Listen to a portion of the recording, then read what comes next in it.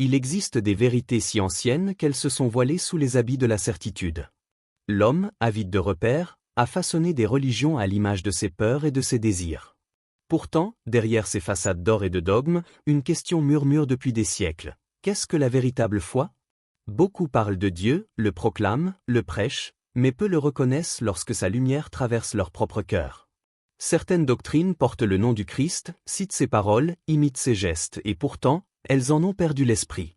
Ce sont ces religions qui paraissent chrétiennes, mais dont la racine est étrangère à la source vivante de l'Évangile.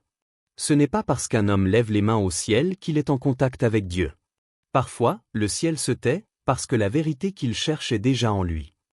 Le monde regorge de miroirs qui reflètent une image de Dieu, mais ces miroirs sont souvent fissurés. Le reflet paraît vrai, lumineux, mais il déforme le visage divin.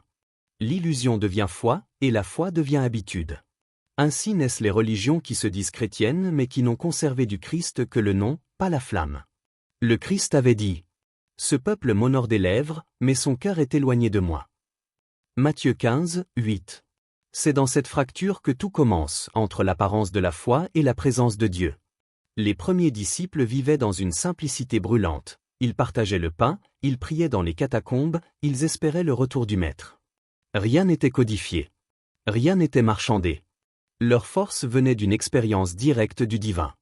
Mais au fil des siècles, l'homme a remplacé la révélation par la hiérarchie, la flamme par la forme. Et dans cet échange silencieux, le mystère s'est couvert d'un manteau religieux. Certaines communautés ont gardé la croix, mais l'ont vidée de son feu. D'autres ont inventé un nouveau Christ, adapté aux besoins du monde, un Christ docile, fait de slogans et de rituels mécaniques. Pourtant, la voix de l'Évangile ne s'éteint pas. Elle traverse le temps comme un souffle dans le désert. Je suis la lumière du monde, celui qui me suit ne marchera pas dans les ténèbres, mais il aura la lumière de la vie. Jean 8, 12. Alors pourquoi tant de ténèbres dans les cœurs qui se disent éclairés? Pourquoi tant d'orgueil dans les doctrines qui prétendent parler au nom de l'humilité? La réponse ne se trouve pas dans les institutions, mais dans le silence intérieur. Le véritable Christ n'habite pas les temples de pierre, mais les consciences éveillées. Il ne cherche pas la perfection extérieure, mais la vérité intime de l'être.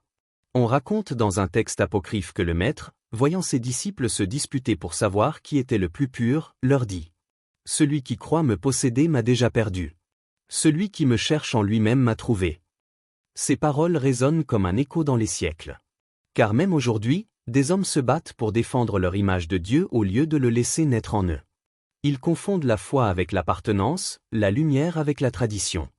Mais le royaume n'appartient à aucune étiquette. Il ne se limite pas à une doctrine ni à un rite. Le royaume est un état de conscience où Dieu cesse d'être une idée pour devenir une présence. Les apparences religieuses rassurent, mais elles peuvent aussi endormir. Elles disent « Suis-nous, et tu seras sauvé ». Mais la voix intérieure, plus ancienne que toutes les religions, murmure « Cherche-moi, et tu comprendras que tu ne m'as jamais perdu. » Les prophètes de jadis l'avaient compris. Isaïe écrivait: « Ceux qui s'approchent de moi par leurs paroles me trompent de leurs lèvres, mais leur cœur est loin de moi. » Isaïe 29, 13.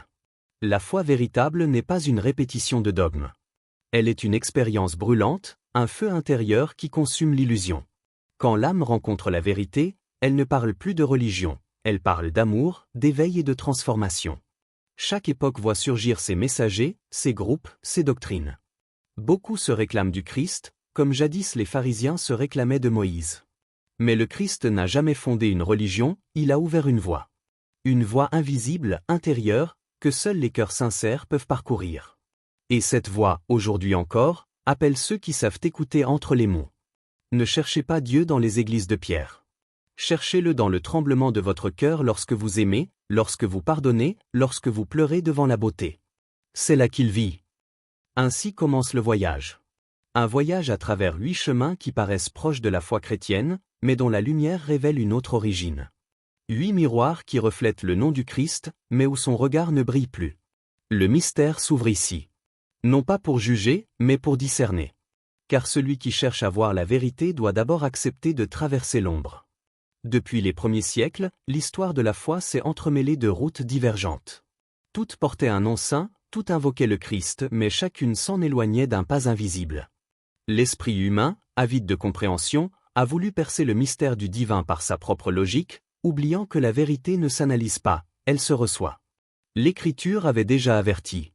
Car plusieurs viendront sous mon nom, disant, c'est moi le Christ. Et ils séduiront beaucoup de gens. Matthieu 24, 5.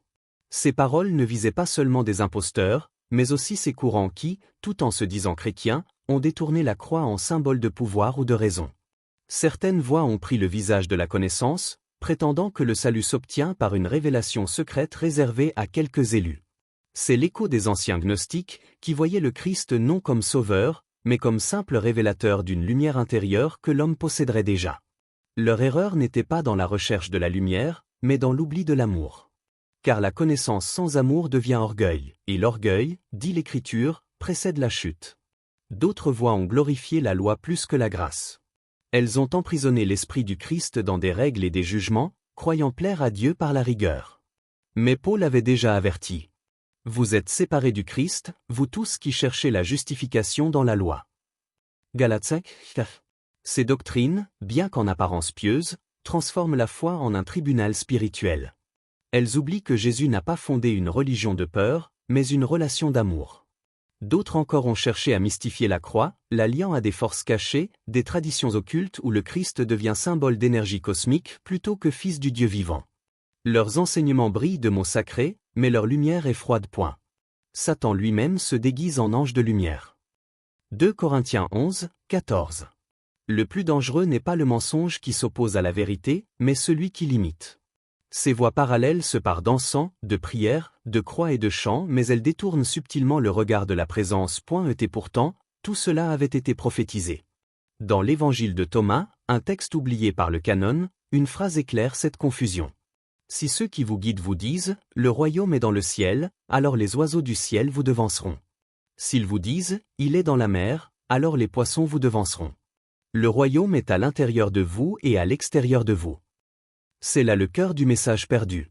Le royaume ne se trouve ni dans la religion, ni dans la philosophie, ni dans la connaissance secrète. Il réside dans la conscience éveillée de l'amour divin. Ainsi s'élève le paradoxe. Beaucoup de chemins semblent mener à Dieu, mais un seul mène au Christ vivant, celui du cœur dépouillé.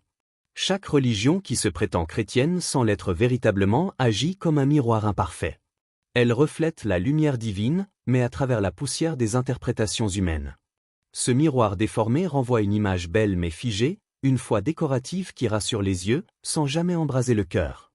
Dans le monde spirituel, les symboles ne mentent pas, ils voilent la vérité pour ceux qui regardent sans amour, mais ils révèlent tout à celui qui contemple avec l'âme ouverte. Ainsi, derrière chaque dogme, chaque rituel, chaque mouvement religieux, se cache un fragment du mystère originel, mais ce fragment est souvent prisonnier du ver qui l'habite. La lampe du corps, c'est l'œil. Si ton œil est sain, tout ton corps sera dans la lumière. Matthieu 6, 22. Regarder avec l'œil du cœur, c'est voir au-delà de la surface des croyances. Là où certains voient des hérésies, d'autres perçoivent un appel. Car même les voies égarées portent des traces du divin. Dieu n'abandonne jamais totalement un espace qu'il a effleuré. Les religions du miroir se nourrissent de symboles chrétiens, la croix, le pain, le baptême, la prière au nom du Christ. Mais chacune y projette son propre visage. La croix devient amulette. Le baptême devient initiation. La prière devient formule. Et peu à peu, le mystère se change en mécanique. Pourtant, derrière ces apparences, une vérité silencieuse persiste. Toute déviation est aussi un rappel. Ces reflets brisés rappellent à l'âme que seule la lumière directe du Christ peut guérir la fragmentation. La vérité est semblable à un feu. Plus on s'en approche, plus elle brûle ce qui n'est pas pur.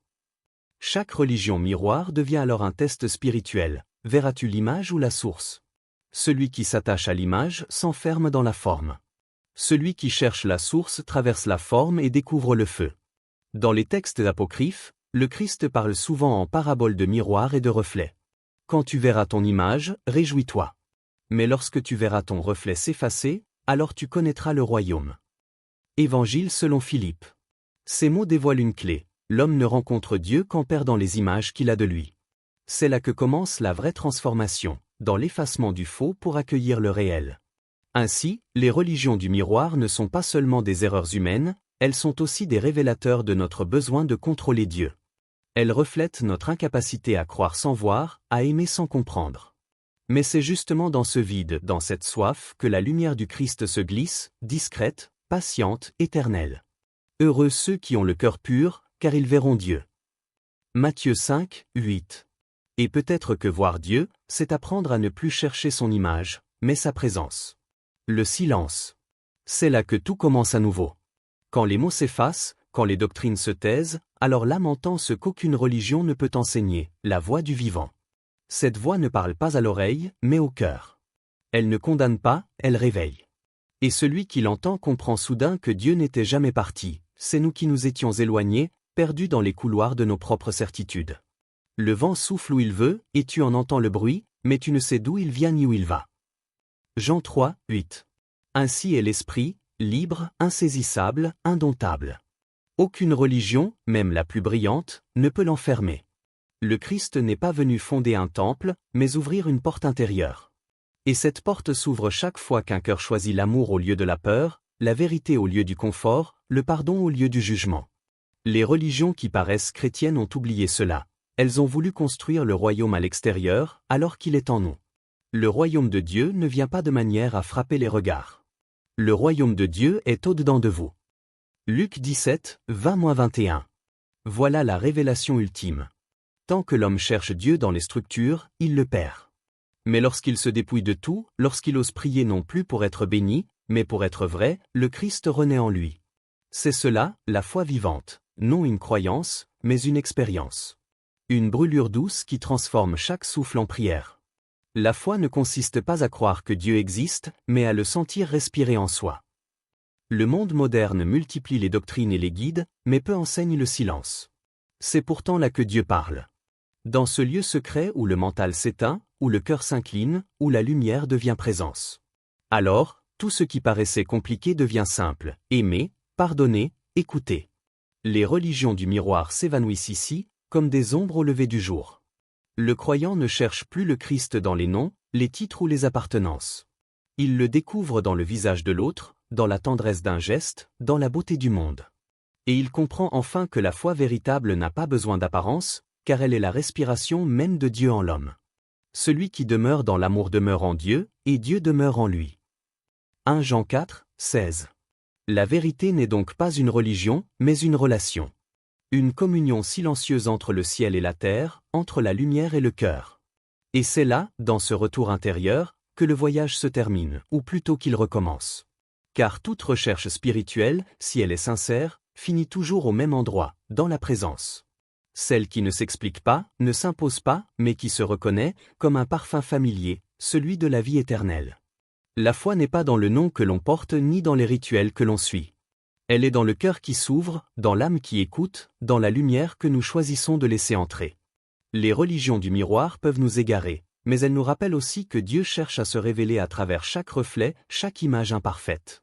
Au-delà des doctrines, au-delà des formes, il y a la présence vivante du Christ, qui ne se mesure ni ne se capture. Elle se reçoit dans le silence, dans la contemplation, dans l'amour pur qui ne demande rien en retour.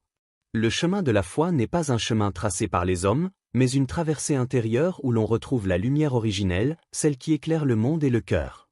Cherchez-moi en vous-même, et vous me trouverez là où je n'ai jamais cessé d'être.